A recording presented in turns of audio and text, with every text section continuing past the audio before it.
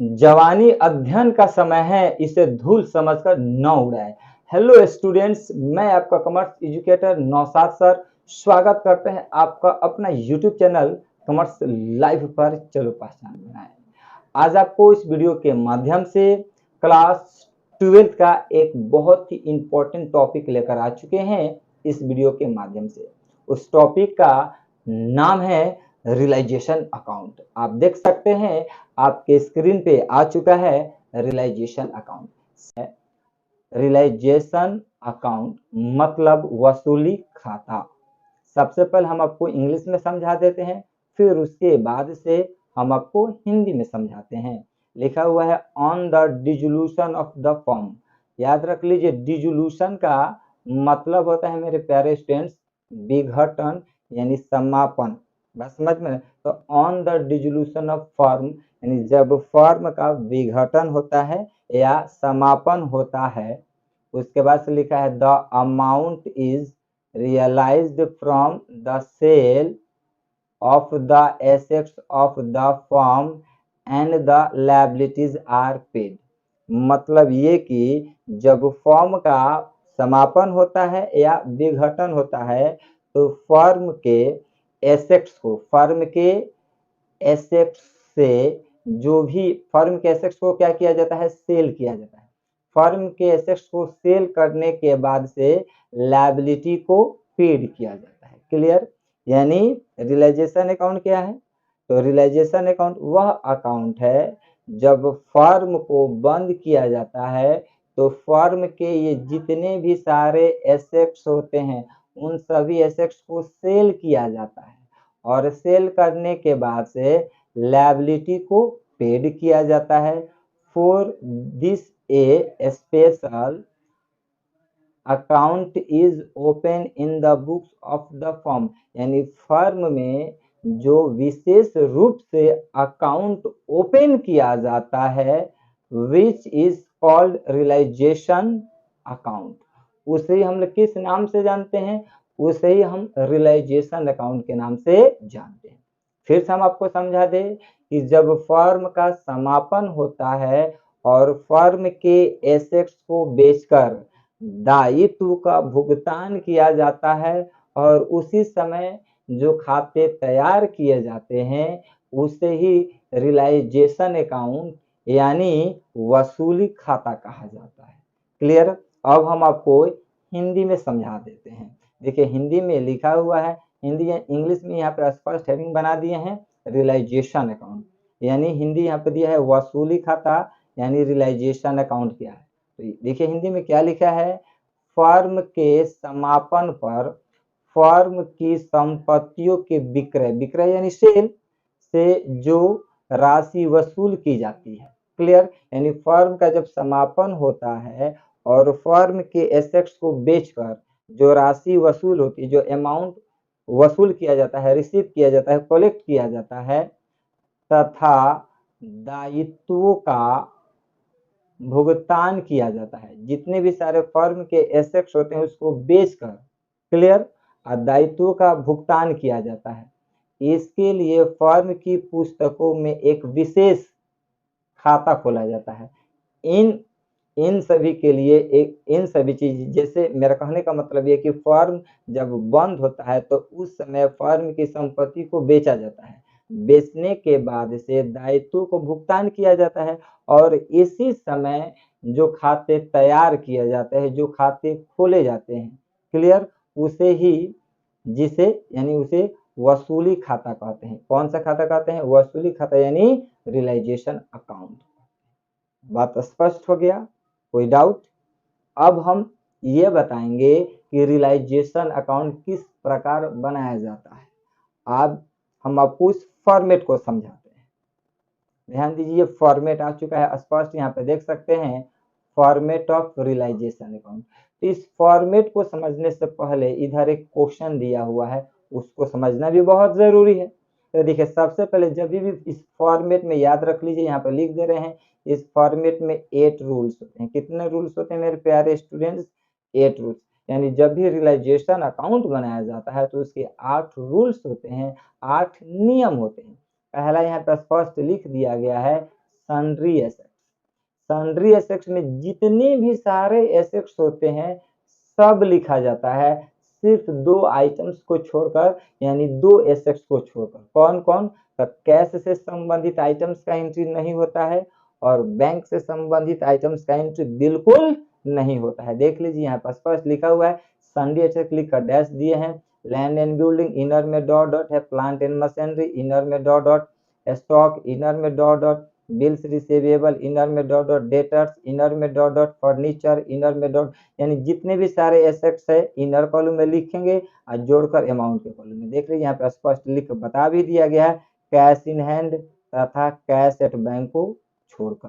यानी जब भी रियलाइजेशन अकाउंट बनाएंगे तो रियलाइजेशन अकाउंट में दो आइटम्स का एंट्री नहीं होगा, एक कैश से संबंधित और दूसरा बैंक से संबंधित। अब ये रूल नंबर 1। अब हम आपको बताते हैं रूल नंबर 1 किस प्रकार आप यूज कीजिएगा। तो इधर क्वेश्चन की तरफ ध्यान दीजिए। क्वेश्चन की तरफ अगर आप ध्यान देते हैं तो देखिए यहाँ पर लिखा है एसेट साइड। तो एसेट साइड में जितने भी सारे एसेट्स है सब होगा, कैश का एंट्री नहीं होगा, इन्वेस्टमेंट होगा, डेटर्स होगा, स्टॉक होगा, फ्री होल्ड बिल्डिंग होगा और फर्नीचर। ये सब रूल नंबर 1 में ही होगा। यानी सब कहाँ होगा? ये सबका किधर जाएगा? यहाँ पर जाएगा, सब यहाँ पर। बात समझ में आ रहा है ना? सब जोड़कर amount inner. Clear? Rule number 1 समझ में आ गया। अब रूल नंबर 2 पर ध्यान दो। देखो रूल नंबर 2 में लिखा है बाय सन्ड्री लायबिलिटीज, यानी जितने भी लायबिलिटीज होते हैं सब लिखते हैं, बस कुछ लायबिलिटी को छोड़कर। कौन? तो रूल नंबर 2 में पार्टनर्स कैपिटल का एंट्री नहीं होता है और पार्टनर्स लोन का भी एंट्री नहीं होता है। देख लीजिए यहाँ पर स्पष्ट। अब क्या क्या होगा उस पर ध्यान देना है। यानी क्रेडिटर्स तो इनर में dot dot, bills payable inner में डॉट डॉट लिखेंगे, लोन यानी बैंक लोन इनर में dot dot, bank overdraft inner में डॉट डॉट, वाइफ लोन और राजा वाइफ लोन भी होला हो। Wife loan, provision for bad debts reserve, जितने भी सारे लायबिलिटीज है सबको लिखेंगे और जोड़कर यहाँ पे ट्रांसफर कर देंगे। सिर्फ दो लायबिलिटीज नहीं होगा, पार्टनर्स कैपिटल तथा पार्टनर्स लोन को छोड़कर। वैसे और भी सारे आइटम्स का एंट्री नहीं होता है, जैसे पार्टनर्स कैपिटल का एंट्री नहीं होता है, पार्टनर्स लोन का एंट्री नहीं होगा, जनरल रिजर्व का भी एंट्री नहीं होगा, जनरल फंड का भी एंट्री नहीं होगा, कॉन्टीजेंसी रिजर्व का भी एंट्री नहीं होगा, इन्वेस्टमेंट फ्लक्चुएशन फंड, इन सभी आइटम्स का एंट्री रियलाइजेशन अकाउंट में नहीं होता है, अर्थात रूल नंबर 2 में नहीं होगा। अब रूल नंबर 2 आप किस प्रकार यूज कीजिएगा, तो इधर ध्यान देना है लायबिलिटी साइड की तरफ। इसको पर ये लायबिलिटी साइड पर आप ध्यान दीजिए, लायबिलिटी साइड पर ध्यान दीजिए। क्लियर? अब देखिए यहाँ पर स्पष्ट बता दिया गया है क्रेडिटर्स, तो क्रेडिटर्स का एंट्री होगा रिजर्व फॉर कॉन्टीजेंसी। देख लीजिए इसमें लिखा है रिजर्व फॉर कॉन्टीजेंसी, नहीं लिखा है, मतलब इसका भी एंट्री नहीं होगा। बैंक लोन का एंट्री होगा और उसके वजह से पार्टनर्स कैपिटल कौन है? एक्स और वाई, इन दोनों का भी एंट्री नहीं होगा, सिर्फ दो आइटम्स का एंट्री होगा। क्या? एक आपका होगा क्रेडिटर्स और दूसरा होगा बैंक लोन, बाकी किसी भी आइटम्स का एंट्री नहीं होगा। बात समझ में आ गया? तो अब हम कह सकते हैं ना कि यदि क्वेश्चन के इधर ध्यान दीजिए, यदि क्वेश्चन के एसेट साइड में पढ़ेंगे तो रूल नंबर 1 यूज करेंगे, यदि क्वेश्चन के लायबिलिटी साइड में पढ़ा जाएगा तो रूल नंबर 2 यूज किया जाएगा। तो 8 में से 2 रूल हम आपको बता दिए, कितना बच जाएगा? 6 रूल। क्लियर? अब 6 रूल बचा। अब 6 रूल यूज करने के लिए आपको ये एडजस्टमेंट पढ़ना पड़ेगा, यहाँ से लेकर यहाँ तक एडजस्टमेंट पढ़ना पड़ेगा। एडजस्टमेंट, अब ध्यान दीजिए एडजस्टमेंट पढ़ेंगे तो एडजस्टमेंट पढ़ने से पहले रूल नंबर हम आपको 3 बता दें। 1 समझ में आ चुका, 2 समझ में आ चुका, पहले इसको हम थोड़ा इरेज कर देते हैं ताकि आगे चलकर आपको और भी बेहतरीन तरीका से समझ में आए। तो फिर ज्यादा गंजा जाएगा तो कहेगा कि समझ में नहीं आ रहा। क्लियर? अब रूल नंबर 3 ध्यान दीजिए। रूल नंबर 3 यहाँ पर स्पष्ट लिखा है by side, by cash account लिखिएगा चाहे बैंक अकाउंट लिखिएगा, और जितने भी सारे ये इधर ध्यान से सुनिए, रूल नंबर 1 का संबंध, ये रूल नंबर 1 है, रूल नंबर 1 का संबंध यानी 1 का रिलेशन 3 से, किससे है? 3 से। यानी जितने भी सारे ये एसेट्स है ना, ये जितने भी सारे एसेट्स, इसको सेल किया जाएगा। क्या किया जाएगा? इसको सेल किया जाएगा। तो जो भी सेल होगा ये रूल नंबर 3 में लिखेंगे बाई साइड में। By land and building account जो भी सारे एसेट्स होगा, plant and machinery, stock, bills receivable, debtors, furniture, trademarks, goodwill, joint life policy, investment, all assets name, जितने भी सारे एसेट्स का नाम होगा सबको जोड़कर इस सब इनर कॉलम में होगा और जोड़कर अमाउंट के कॉलम में ट्रांसफर कर देंगे। क्लियर। जितने भी सारे एसेट्स को बेच दिया जाएगा, चाहे एसेट्स रियलाइज होगा उसका एंट्री किधर करेंगे, तो उसका एंट्री बाई साइड। अब ये कहाँ आपको मिलेगा, तो ये एडजस्टमेंट में मिलेगा। ध्यान से सुनिए, एडजस्टमेंट पढ़ रहे हैं। एडजस्टमेंट बोला है, they decided to dissolve partnership on this that the assets with the exception of the investment and cash received sold आ गया। देखो यहाँ पे आ गया सोल्ड। देखिए इसको पहले इरेज करके फिर से आपको दिखा देते हैं। यहाँ पे ध्यान से सुनिए, देखिए आ गया सोल्ड। कितना में टोटल एसेट्स को सोल्ड कर दिया, 34,500 में। इसका एंट्री 34,500 का एंट्री रोल नंबर हम लोग 3 में करेंगे। सबको एक के साथ जो है सेल कर दिया था। बाई साइड में लिखिएगा by cash public bank account, bracket में एक बार लिख दीजिएगा sale of assets, attack amount में लिख दीजिएगा कितना, जितना दिया है 34,500।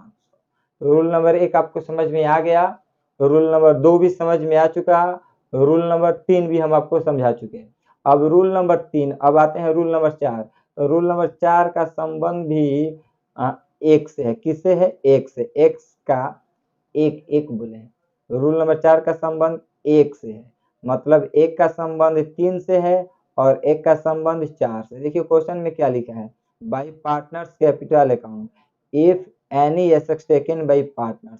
अगर कोई पार्टनर्स एसेट्स को टेकन करता है तो उसका एंट्री बाई साइड में होगा। मान लीजिए इधर इतना सारे एसेट्स है, ध्यान से सुनिए, इधर आइएगा तो मान लीजिए ये इन्वेस्टमेंट, ठीक। अब क्वेश्चन में लिख दिया कि investment taken by x, x ने इन्वेस्टमेंट को टेकन कर लिया, तो उसका एंट्री बाई साइड में लिखते हैं रूल नंबर 4 में। ध्यान से सुनिए, रूल नंबर 4 में लिखते हैं by x capital account, bracket में लिख देते हैं टेकन इन्वेस्टमेंट, अमाउंट के कॉलम में जितना का था उतना लिख देते।